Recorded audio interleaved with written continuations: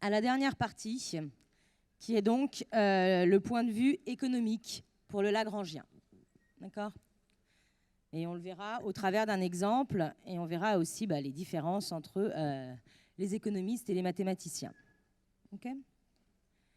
Donc, le Lagrangien, vous avez compris que c'est une technique de mathématiques, d'accord, pour résoudre des problèmes d'optimisation, c'est-à-dire on cherche à maximiser, à optimiser, d'accord, donc, ou à minimiser, en tout cas, on cherche à optimiser une fonction sous une certaine contrainte. Okay ? Donc, il faut savoir, comme je vous l'ai dit, ce n'est pas toujours utile, ce n'est pas toujours nécessaire d'avoir recours au Lagrangien.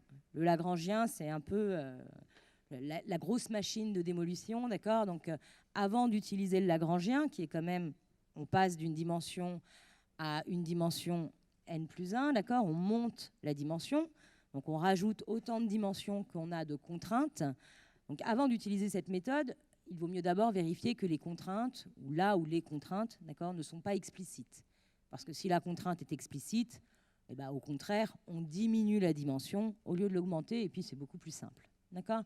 Donc, à moins qu'on vous l'impose, lorsque vous avez une contrainte de type linéaire, par exemple, ce qui est souvent le cas en économie, moi, je vous conseille de plutôt passer par l'explication, d'accord, expliciter la contrainte, c'est-à-dire exprimer x en fonction de y ou y en fonction de x. D'accord ? C'est vraiment plus simple.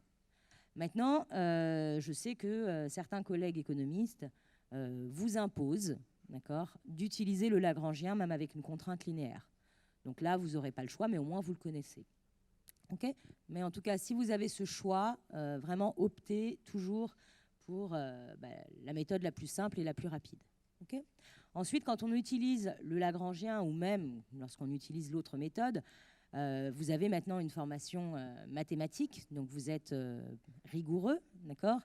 Les économistes sont un peu moins rigoureux que les matheux, ce qui est normal, mais vous avez cette rigueur normalement, vous avez cette formation mathématique. Et du coup, vous savez que toute la théorie, ou en tout cas toutes les méthodes que vous avez apprises l'an passé et depuis le début de la semaine avec moi, nécessitent la validation de certaines hypothèses. Alors ces hypothèses peuvent vous sembler pas importantes, mais sachez que si l'une de ces hypothèses n'est pas vérifiée, toute la théorie s'écroule et que les résultats que vous trouverez seront faux. D'accord ? Donc il est important de s'assurer que les hypothèses sont vraies. D'accord ? Donc même si vous ne les démontrez plus dans la suite de vos études, en tout cas lorsque vous aurez des applications économistes, même si on ne vous demande pas de le vérifier rigoureusement, vous, dans votre tête, vérifiez quand même que la fonction est C2 rapidement, d'accord ? Maintenant, vous savez faire, que vous êtes bien sur un ouvert, que tout se passe bien, d'accord ? Sinon, vous allez avoir des problèmes et vos résultats seront faux. Okay ? Donc vous avez cette rigueur, en tout cas, je l'espère, que la formation de l'an passé et de cette année n'ont pas été vaines et que vous êtes devenus de fervents mathématiciens, ou tout du moins, vous êtes des étudiants pleins de rigueur et qui comprenaient ce qu'ils font. D'accord ? Alors, donc, nous, on va présenter du coup l'explication économique, d'accord, du Lagrangien, donc, parce que le lambda a un sens en économie, d'accord ? Nous, pour les matheux, je vous ai expliqué ce que c'était réellement le Lagrangien, d'où ça venait. C'est vraiment dû à cette propriété que les tangentes, d'accord, des courbes de niveau sont orthogonales au gradient de la surface. D'accord ? Ça vient vraiment de là. Donc, c'est ce que j'ai essayé de vous expliquer, en tout cas de façon intuitive et non très, très rigoureuse, en tout cas d'un point de vue mathématique, parce que c'est hors niveau. En tout cas, si vous ne l'avez pas compris, ce n'est pas très grave. L'essentiel, c'est que vous ayez compris la formulation au moins mathématique du Lagrangien. On prend la fonction moins lambda, la contrainte. Et plus vous avez de contraintes, et puis plus vous rajoutez des coefficients. D'accord ? Si j'ai une contrainte, je fais moins lambda, la contrainte. Vous avez une deuxième contrainte, vous dites moins lambda prime, la deuxième contrainte, et ainsi de suite. D'accord ? Donc, mais sinon, le principe est le même, sauf qu'au lieu d'avoir un système avec 3 dérivés, d'accord, donc de résoudre 3 fois, vous en aurez autant de dérivés à calculer que de contraintes plus la dimension de votre fonction. D'accord ? C'est clair, j'espère, pour ça. Alors du coup, on va regarder donc au niveau économie ce qu'il se passe. Donc en économie, en général, donc pour faire simple ici, on va considérer 2 biens. D'accord ? Le bien numéro 1 et le bien numéro 2. Si jamais il y avait 3 biens, ça se passerait exactement de la même façon, d'accord? On aurait B1, B2, B3, et puis dans ces cas-là, on aurait une fonction de 3 variables, d'accord? Donc là, on va se restreindre, vu que dans le cours de vos études, en tout cas sur votre licence, vous serez sur 2 biens. Donc on a 2 biens, le bien numéro 1 et le bien numéro 2, de prix respectifs P1 et P2, d'accord? Les prix étant des quantités strictement positives. On va noter également donc C1 et C2, ce sera donc les niveaux respectifs, d'accord, de consommation de ces biens. Donc la quantité de biens que je consommerai du bien numéro 1, et C2, ce sera la quantité de biens que je consommerai de la quantité numéro 2, du bien numéro 2. Donc ces quantités, bien entendu, sont également positives. On dira positives ou nulles. Ensuite, si on les considère strictement positives, c'est qu'on considérera que ces biens sont désirables. D'accord ? Donc j'espère, donc je ne suis pas économiste, mais j'espère ne pas me tromper au niveau du vocabulaire en éco. Alors, vous avez également, donc le consommateur va disposer d'une fonction d'utilité, d'accord, qui sera une fonction de ses consommations, C1 et C2, donc qui sont les consommations respectives, en tout cas les niveaux de consommation respectifs des biens 1 et des biens 2. Et donc cette fonction d'utilité dépend donc de ces 2 quantités qui sont positives, donc appartiennent à R2+. Et bien entendu, ce que vous cherchez à faire, d'accord, c'est d'optimiser cette fonction d'utilité sous une certaine contrainte. Cette contrainte, vous la connaissez bien maintenant, c'est la contrainte de budget. D'accord ? Donc la contrainte de budget, la contrainte budgétaire, c'est celle-ci, à savoir donc ce que vous consommez en bien 1 fois son prix, moins ce que vous consommez en bien 2 fois son prix. La somme, d'accord, de vos dépenses en bien 1 et bien 2 doit être bien entendu inférieure à vos revenus, sinon vous êtes à découvert et ça se passe mal avec votre banquier. D'accord ? Donc on va avoir cette contrainte-là qui est le revenu moins donc la quantité, ce que vous consommez en bien 1 et 2, cette quantité doit être positive. Donc c'est ce qu'on appelle la contrainte budgétaire. Alors nous, on appelait avant problème d'optimisation, problème P. Les économistes appellent ça un programme. D'accord ? Donc programme, ce sera, si vous voulez, le synonyme, ou en tout cas l'équivalent de problème en maths. D'accord ? Donc le problème d'optimisation P devient le programme P, qui est donc le suivant. On cherche à maximiser la fonction d'utilité. D'accord ? On la maximise non plus en x, y, d'accord, mais en C1, C2, où C1, C2 appartiennent, donc ici ce sera à peu près l'ensemble de définitions quelque part, d'accord, R+, d'accord. Chaque quantité est positive, donc le couple appartient à R plus carré, sous la contrainte donc de budget dont on vient de discuter. D'accord, donc c'est ce qu'on appellera le programme P en économie. Alors souvent, donc, vous faites cette hypothèse, en tout cas les économistes font l'hypothèse de non-satiété, c'est-à-dire en gros on va considérer que cette contrainte est saturée. Alors nous on a bien compris ce que ça veut dire qu'on est sur la frontière, d'accord ? Parce qu'on est passé à l'égalité. Donc quand on passe à l'égalité, donc on est sur la frontière, et moi je vous ai dit que de toute façon le maximum global, en tout cas les extrémums globaux, sont situés sur la frontière, d'accord ? Et qu'essentiellement, à l'intérieur de l'ensemble, on va trouver plutôt des extrémums locaux. D'accord ? Un extrémum local plutôt que globaux. Donc les globaux sont toujours sur la frontière. Donc ce qui se traduit en économie par l'hypothèse de non-satiété, c'est-à-dire qu'on va essayer de consommer l'intégralité du revenu. D'accord ?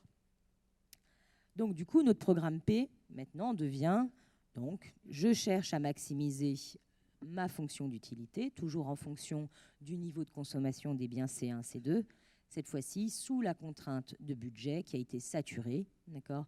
Donc c'est-à-dire sous l'hypothèse de satiété, de non-satiété, d'accord ? Celle qui est ici. Donc voilà notre nouveau programme, donc mathématiquement notre problème. Ok ? Alors vous avez, comme je vous l'ai dit au tout début, 2 façons de résoudre ça. Soit vous avez la possibilité d'expliquer la contrainte, d'accord, d'expliciter la contrainte. Ici, on est clairement, donc ça, c'est l'équation, on est bien d'accord, d'une droite, d'accord. On peut exprimer C2 en fonction de C1 ou C1 en fonction de C2. Remplacer C1 par X et C2 par Y, on aurait R moins P1X moins P2Y égale à 0. On est clairement dans l'équation d'une droite, D'accord? Donc on est vraiment sur une contrainte linéaire, et les contraintes linéaires sont explicites facilement. Donc on peut exprimer C2 en fonction de C1 ou C1 en fonction de C2. Il n'y a aucune difficulté là-dessus, et il n'y aura pas de contrainte cachée. D'accord? Il n'y aura rien de vicieux. Donc il est clairement possible, sous l'hypothèse de contraintes budgétaires saturées, on peut utiliser la méthode la plus simple. D'accord? C'est ce que je vais commencer par faire pour vous montrer à quel point c'est rapide lorsqu'on passe par là. Ou alors, on peut, de la même façon, utiliser le Lagrangien, donc utiliser la grosse machine. Okay? Donc la grosse machinerie qui n'est pas nécessaire. Mais plus vous allez avoir des contraintes qui vont se compliquer, et là, le Lagrangien prendra tout son sens. D'accord? Mais souvent, en économie, on aime bien quand même utiliser le Lagrangien. En tout cas, il est imposé par certains collègues, donc il est important que vous maîtrisiez également le Lagrangien. D'accord? Parce que si vous le résolvez avec la première méthode, j'ai vu des étudiants qui se sont retrouvés avec un 0. D'accord? Donc, lorsqu'on vous l'impose, vous n'avez pas le choix. Alors, lorsque vous avez donc résolu votre programme, d'accord, c'est-à-dire votre problème d'optimisation, assurez-vous que les quantités optimales de C1 et C2 sont bien positives, qu'elles appartiennent bien à l'ensemble de départ. Et si il s'avère que cette fonction est négative, vous n'avez qu'à l'écarter, d'accord, tout simplement, parce qu'une fonction d'utilité est définie pour des quantités positives, même si la fonction, mathématiquement parlant, peut être définie pour des quantités négatives. D'accord? Donc, même si vous avez une fonction qui est définie sur toute R, en économie, les fonctions d'utilité sont définies sur R+. D'accord? Ou R plus carré. Donc faites attention, si vous trouvez mathématiquement des valeurs négatives, il suffit juste de les écarter. Alors nous, on va commencer, d'accord, par la première méthode, qui est la méthode la plus simple, qui est la méthode de substitution, d'accord, celle où on va remplacer C2 par C1 ou C1 par C2, c'est-à-dire exprimer l'une des variables en fonction de l'autre. Donc dans le cadre qui nous intéresse ici, dans le programme P, de la maximisation, de l'optimisation en tout cas d'une fonction d'utilité sous la contrainte budgétaire, il suffit donc de remplacer, donc d'exprimer l'une en fonction de l'autre. Donc là, ça se fait très simplement. C2 sera juste égal à R moins P1C1 sur P2. Donc on peut diviser par P2 parce que rien n'est gratuit en général. D'accord ?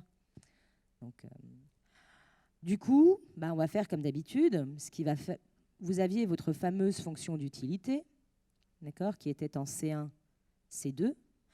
Du coup, vous allez la remplacer ici, C2 par la valeur qui est ici, c'est-à-dire R moins P1C1 sur P2. Du coup, ça devient une fonction de C1. D'accord ? Comme nous, avant, on écrivait f de x, y, puis après, on remplaçait ici par l'équivalent de y en x, d'accord ? Et du coup, je concluais par c'est finalement une fonction de x. D'accord ? Ici, c'est de la même façon. Donc, on va lui donner un nom à cette fonction. Appelons-la W. D'accord ? Cette fois-ci, ce sera une fonction de une variable qui sera en fonction de C1. Donc, on est passé d'un problème d'optimisation sous contrainte à deux variables à un problème d'optimisation classique, niveau terminal, à une variable. D'accord ? Donc, très, très simple. Donc, du coup, on a cette fameuse fonction-là. D'accord ? Il suffit ensuite d'identifier la fonction d'utilité et de remplacer C2 par sa valeur. Et ensuite de résoudre. D'accord ? Alors, on va prendre un exemple. Ça va être celui-ci. Donc, pour aller... Je vais enregistrer ça. C'est toujours plus simple quand on vous le fait à la main, même si ce sera tapé dans les slides. Donc ça, c'est mon problème d'optimisation. Okay ? Donc on va considérer la fonction d'utilité, c'est une fonction d'utilité classique en économie que vous avez dû déjà rencontrer l'an passé dans plusieurs modules. D'accord ? Donc ici, notre programme P va s'exprimer de la façon suivante. On va chercher donc à maximiser la fameuse fonction d'utilité C1, C2. Donc sur C1, C2, qui seront des quantités positive sous la contrainte donc de budget donc saturé cette fois-ci, la contrainte budgétaire saturée, c'est-à-dire R moins P1 C1 moins P2 C2 égale à 0. Okay, donc je vous ai dit la première chose qu'on fait, alors vu que là on est quand même des mathématiciens, on va quand même vérifier les hypothèses rapidement oralement, on est d'accord? Qu'est-ce qu'on sait de la fonction U? La fonction U, donc A et B sont des quantités positives, C1 et C2, on est bien d'accord que cette fonction n'est définie que pour C1, C2 strictement positive, on est d'accord? Donc du coup, on va rajouter un étoile ici, d'accord? Donc nous, on va optimiser donc l'ensemble de définitions ici de la fonction U, c'est R étoile plus au carré, c'est-à-dire strictement plus grand que 0. Ça, c'est bien un ouvert, c'est même un convexe, d'accord? Alors pourquoi je précise que c'est un convexe? Parce que peut-être que je n'aurai pas besoin de dériver 40 000 fois tout à l'heure, d'accord? Donc ça, c'est un ouvert convexe. Je sais que la fonction U, elle est C2 sur R étoile plus carré, d'accord?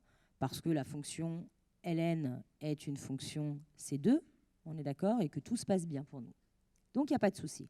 Avec le lemme d'extension, vous vous rappelez, tout ça, c'est bon. Donc vous aurez pu à le refaire, ça, rigoureusement, mais au moins dans votre tête, vous savez que c'est vrai. Okay, donc cette fonction est ainsi, donc très bien, nos hypothèses sont vérifiées. Maintenant, regardons la contrainte. J'ai dit, bon, bah, alors cette contrainte-là, il est très simple de l'écrire de façon équivalente, de dire que C2 sera égal à R moins P1 C1 sur P2. Je peux diviser par P2, P2 étant une quantité strictement positive. Du coup, ma fonction d'utilité qui était égale, donc ma fonction d'utilité en C1, je vais remplacer C1, C2 par R moins P1 C1 sur P2.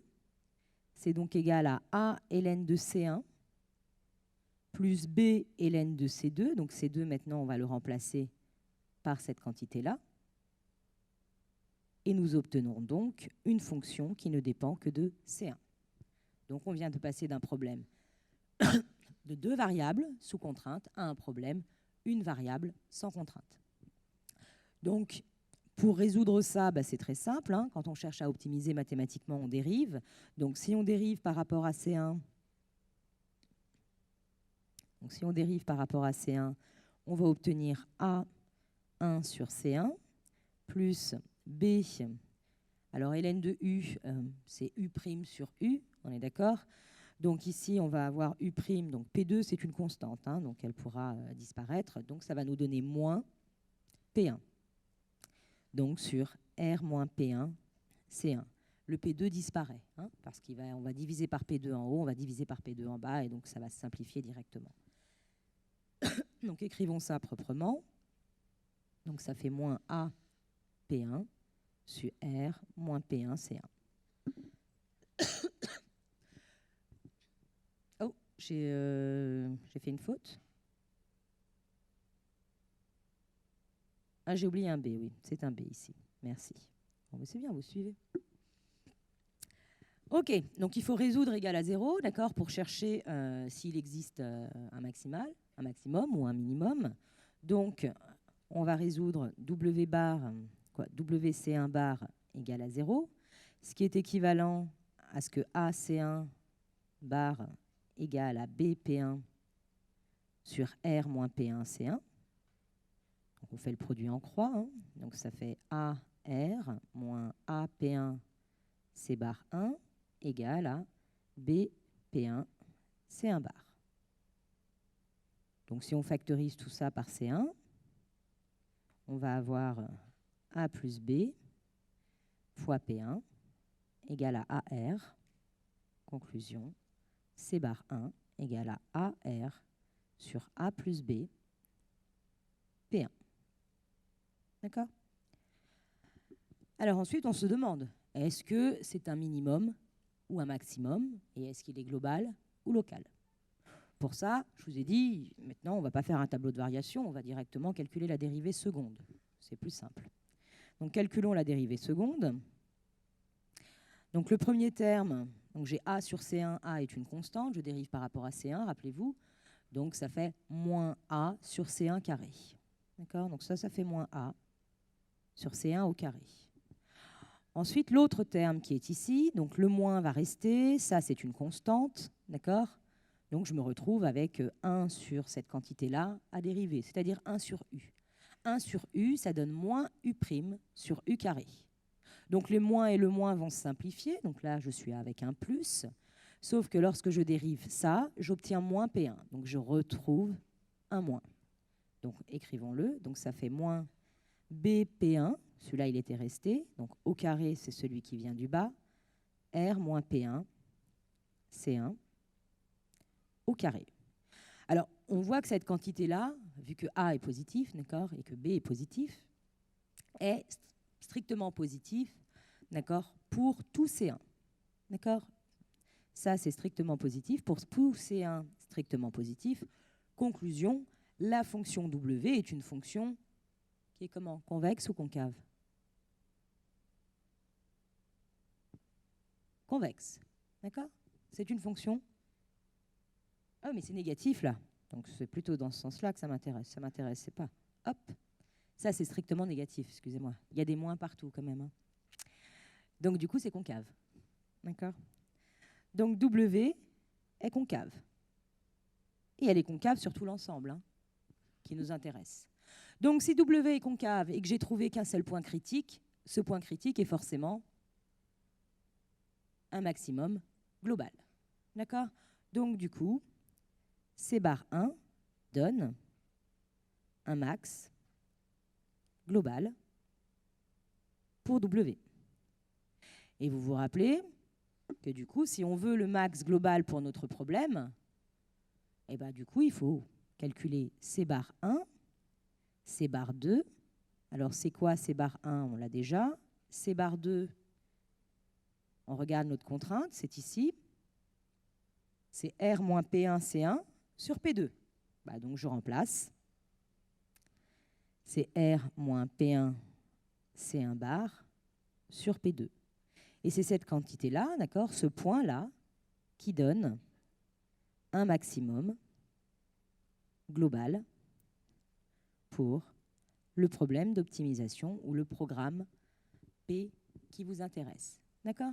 Donc la quantité de la consommation optimale en bien C1 et en bien C2 sont les suivantes. D'accord?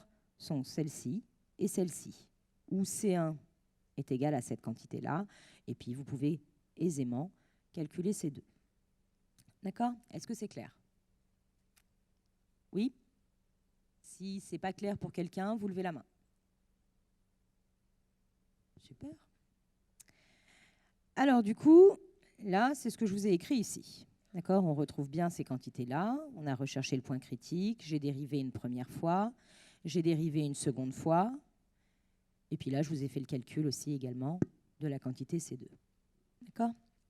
Et on a un maximum global pour le programme P. Donc c'était assez rapide et assez simple. D'accord? On est passé d'un problème 2D à un problème 1D. Maintenant, que se passe-t-il si j'utilise le Lagrangien? Alors on va repartir dans l'autre sens. On va reprendre notre programme. Donc on est ici. On va utiliser le Lagrangien. Alors pour utiliser le Lagrangien, on va d'abord vérifier les hypothèses. Les hypothèses, on les a déjà vérifiées, on est d'accord? La fonction G, c'est quoi? Alors on va écrire, donc cette fois-ci, on a UC1, C2. Donc ça, c'est l'équivalent de f de xy.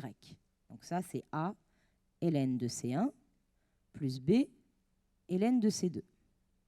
Ce qu'on appelait avant G de xy, d'accord? Maintenant, ça sera G de C1, C2.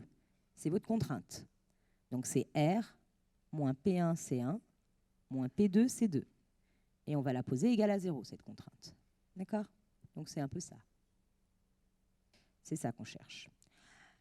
Alors, ces deux fonctions U et G sont toutes les deux définies sur R étoile plus carré. Donc on sait qu'il faut qu'on soit sur le plus. Okay, c'est un ouvert. Elles sont toutes les deux C2 sur R étoile plus au carré. on a vérifié nos hypothèses. D'accord? On le voit aisément.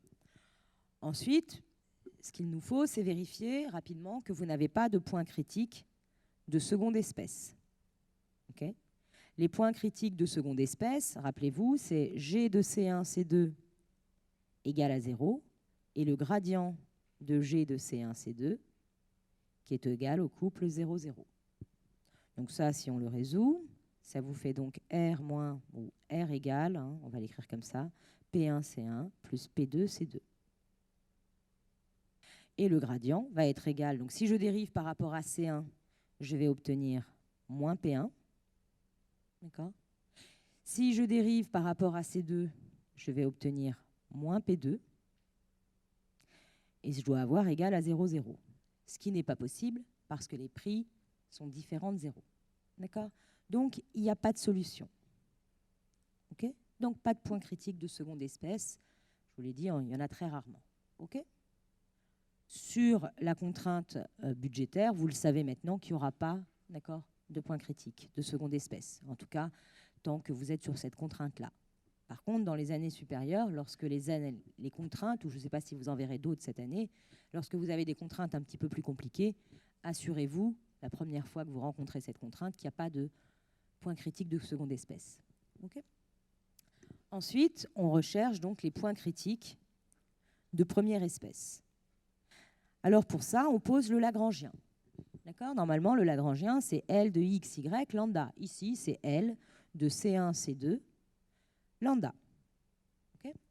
Donc, normalement, c'est f de x, y moins lambda g de x, y. Donc ici, c'est u de C1, C2 moins lambda, ma contrainte. À savoir, dans notre cas précisément, c'est a ln de C1 plus b ln de C2 moins lambda r moins P1 C1 moins P2 C2. Okay. Donc, on a défini notre Lagrangien. Maintenant, il faut le résoudre. D'accord ? Donc, pour le résoudre, on doit dériver par rapport à C1, on doit dériver par rapport à C2, on doit dériver par rapport à lambda. Donc, C1, C2 lambda. Pareil ici. Et on doit poser égal à 0. Du coup, on dérive par rapport à C1. Donc, si je dérive par rapport à C1, je vais avoir A sur C1 pour le premier terme. Donc, A sur C1. B ln de C2, ça fait 0 quand je dérive en C1. Donc, ça s'en va. Ici, j'ai moins lambda R. C'est une constante. J'ai moins lambda plus moins P1 C1. Bah, ça fait plus P1 C1. Bon, bah, ça se dérive. Ça fait plus lambda P1. Et puis l'autre terme, il ne dépend pas de C1, il disparaît. Je pose ça égal à 0. De la même façon, je dérive par rapport à C2. Ce premier terme-là est nul. D'accord ? Ce deuxième terme-là, je viens de l'écrire, c'est donc B ln de C2, ça se dérive en B sur C2. Le dernier terme, moins lambda R, ça disparaît, plus lambda P1 C1, ça disparaît, puisque ça ne dépend pas de C2. Et puis le dernier, ça fait plus lambda P2, égal à 0. Si maintenant je dérive par rapport à lambda, ça c'est de la constante, ça disparaît. Et puis donc il me reste moins lambda, ça, égal à 0. J'enlève tout de suite le moins. D'accord ? Donc ça fait R moins P1 C1 moins P2 C2 égale à 0. Rappelez-vous, la dernière dérivée, c'est pour retrouver la contrainte. Donc, je réécris ma contrainte ici. Donc ça fait R moins P1 C1 moins P2 C2 égale à 0. Maintenant, il faut résoudre. D'accord ? Donc, on résout. De quelle façon est-ce que vous résolvez ce genre de choses ? Donc, soit vous essayez de factoriser, ce qui n'est pas possible ici, on est d'accord ? Ou alors, ici, on n'a pas d'autre choix, il va falloir éliminer l'une des variables. On est d'accord ? Il va falloir éliminer l'une des variables pour se retrouver avec des équations. Okay ? Donc ici, celle qu'on va éliminer, vu qu'on en a déjà une qui dépend que de C1 et de C2, du coup, on va, à partir de ces deux-là, éliminer lambda. D'accord ? Donc, éliminons lambda. Alors, j'en garde une des deux quand même. Donc, on va garder A sur C1 plus lambda P1 égale à 0. On va garder ma contrainte, R moins P1, C1 moins P2, C2 égale à 0. Et ici, si je veux supprimer le lambda, bah, je vais prendre lambda, excusez-moi, je vais multiplier ici par P2, je vais multiplier ici par moins P1, cette ligne-là, et puis je vais sommer les deux lignes. On est d'accord? Donc si je fais ça, donc j'ai dit ici je multiplie par P1, ici je multiplie par moins P2, puis P2, P1, et puis ensuite je somme. Bon, alors du coup je vais avoir A P2 sur C1. En bas je vais avoir moins B P1 sur C2. Ces deux termes-là vont se simplifier, parce qu'ici je vais avoir lambda P1 P2, alors qu'ici je vais avoir moins lambda P1 P2. Et bah, ici, 0 plus 0, hein, ça fera 0. OK? Est-ce que c'est bon? Donc, j'ai additionné, j'ai fait P2 fois la première ligne, moins P1 fois la deuxième ligne. Okay? Et ça m'a permis d'éliminer. Alors, pourquoi on a fait ça? Bah, parce que du coup, maintenant, j'ai deux équations ici qui ne dépendent que de P1, P2. D'accord? Vous savez que pour résoudre un système, à K inconnu, il vous faut K équations différentes. Okay? Donc ici, j'en ai bien deux différentes pour deux inconnus. Alors, du coup, on a quoi? Alors ici, on va avoir lambda P1 égale à moins A sur C1. P1, je vais supprimer, oups. Je prépare déjà un peu les choses. Ici, on va avoir A P2 égale à B P1. Donc ici, on va avoir le C2, ici, on va avoir le C1. J'essaye de faire un détail, hein. Moins P1, C1, moins P2, C2 égale à 0. Donc lambda égale à moins A sur C1, P1. Et de ce côté-là, donc, je voudrais remplacer donc, soit C1, soit C2. On va remplacer P2, C2. Bah, on voit bien, grâce à ce qui est écrit au-dessus, que ça nous donne P1, C1 sur A. J'ai le droit de diviser par A, on est d'accord, parce que A est strictement positif. Et du coup, je peux remplacer P2, C2 dans cette équation. D'accord? Donc, c'est ce qu'on va faire. Donc, on va avoir R moins P1, C1 moins B, P1, C1 sur A égale à 0. Okay.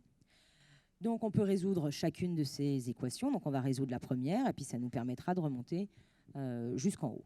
Alors, du coup, commençons par C1. Donc, ici, on va avoir C1 qui va être facteur de P1. Voilà, on va le faire comme ça. Oups. J'essaie de ne pas être trop rapide. Donc, on va avoir P1 facteur de 1 plus B sur A égale à R. Ça va? J'ai pris tout ça, je l'ai passé de l'autre côté, d'accord? Il est là, et j'ai factorisé. Je vais tout mettre au même dénominateur. Donc, ça fait A plus B sur A. Okay? Du coup, on va avoir P1 qui va être égal à AR sur A plus C1, excusez-moi. A plus B, P1. Donc voilà C1. Ensuite, on peut avoir C2, grâce à l'équation qui est là. C2, bah, il suffit de remplacer, c'est B, P1, C1 sur A, P2. Et puis ici, on l'a déjà. D'accord? Donc du coup, on se retrouve avec, donc je vous remontre ici, je vous ai résolu, voilà, le système est ici, avec la petite astuce qu'on a fait là. Et on a donc exactement les mêmes quantités que tout à l'heure. Okay? Donc vous pouvez vérifier, je ne vais pas remonter dans les slides, mais c'est exactement les mêmes C1 et les mêmes C2, avec cette fois-ci un lambda qui apparaît. D'accord? Le lambda qui apparaît, c'est A plus B sur R. Chose qu'on n'avait pas tout à l'heure.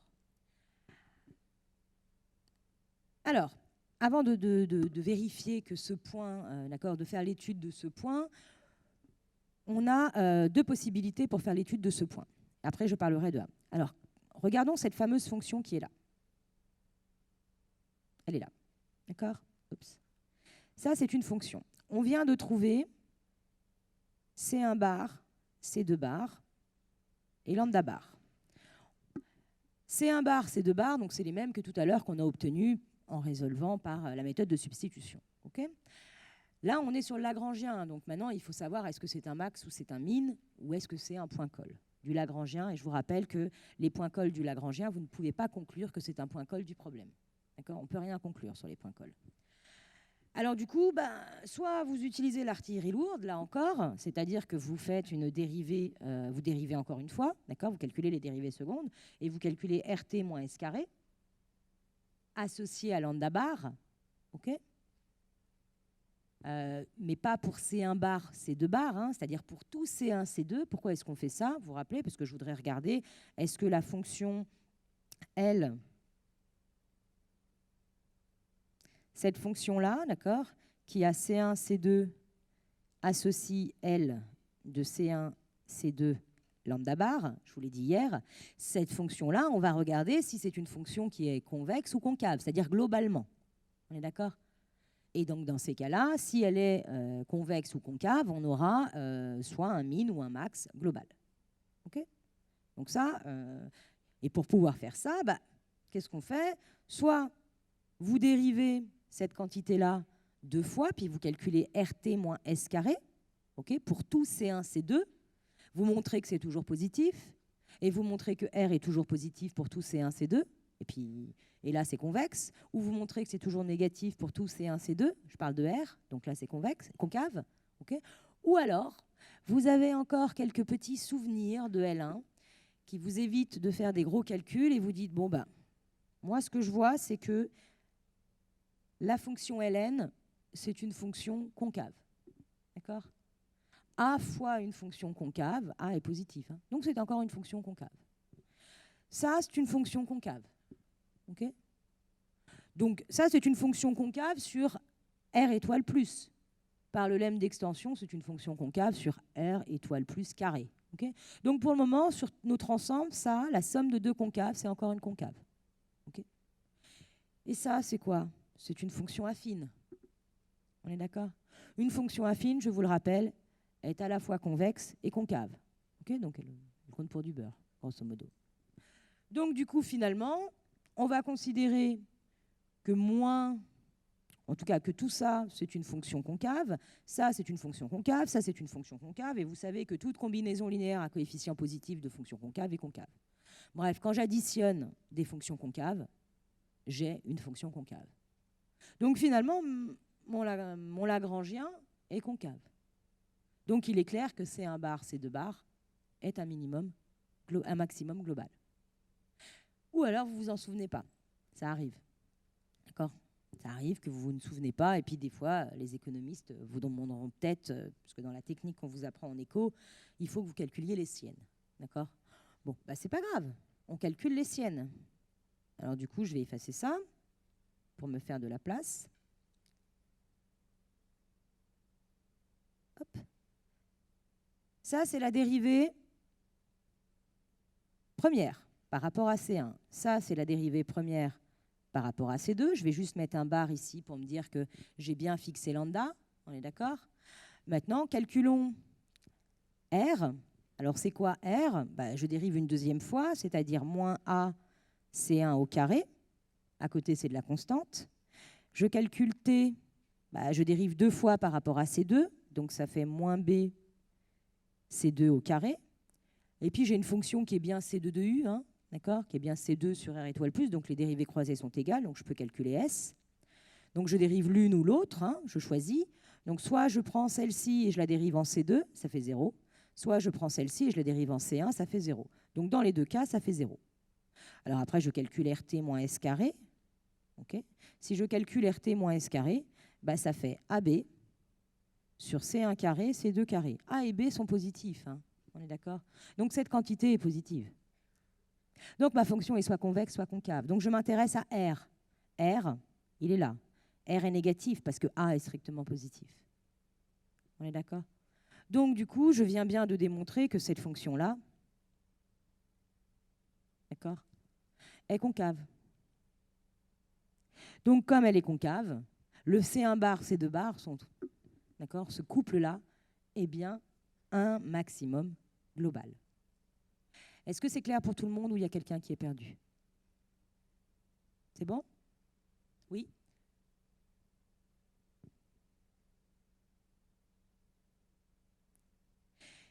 Mais le corrigé, il est là aussi. C'est pas assez détaillé dans les slides? Ok. C'est bien à savoir. Alors, une chose importante.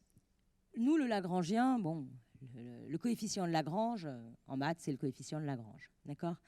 En gros, c'est de combien j'augmente quand j'augmente d'une unité. C'est ça que ça veut dire. D'accord? Vu que c'est un rapport entre les deux.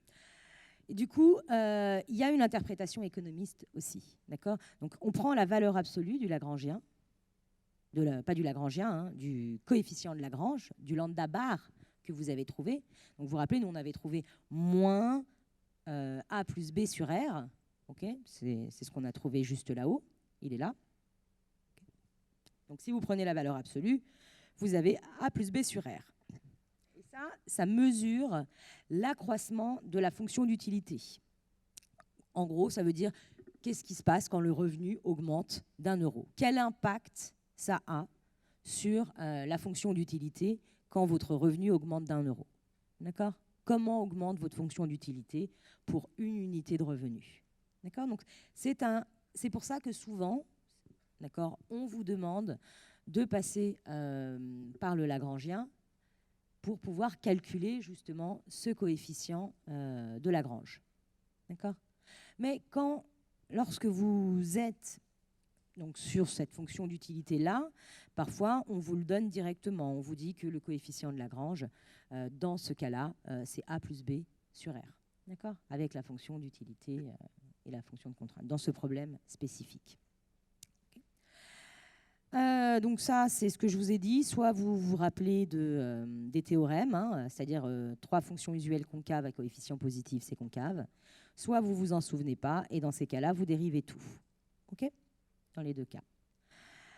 Alors, le cours est fini, d'accord? Donc, juste deux petites choses. Ce cours a été filmé. Okay? La qualité, c'est dû à ma tablette qui n'est pas voilà, il y a un problème dessus. Mais il y a quand même une vidéo. Okay? Donc, cette vidéo-là, je vais la mettre en ligne sur la chaîne YouTube. Vous la connaissez, la chaîne YouTube, d'accord? Vous êtes mes anciens L1. Donc, du coup, je rajouterai, donc je vais juste découper, d'accord, pour enlever les grosses pauses qu'on a faites. Donc, je vais découper et je la mettrai en ligne dès que possible, d'accord? Je vous mettrai également les slides. Je vous mettrai 2 exemples d'optimisation par le Lagrangien avec le corrigé, d'accord, dont un qu'on avait fait. Et ce sera fait sous peu, d'accord? Normalement, je ne referai plus ce cours les années suivantes en live, ok? Donc, pour les années d'après, ce sera toujours cette vidéo. Je vous souhaite une bonne continuation et plein de bonnes choses.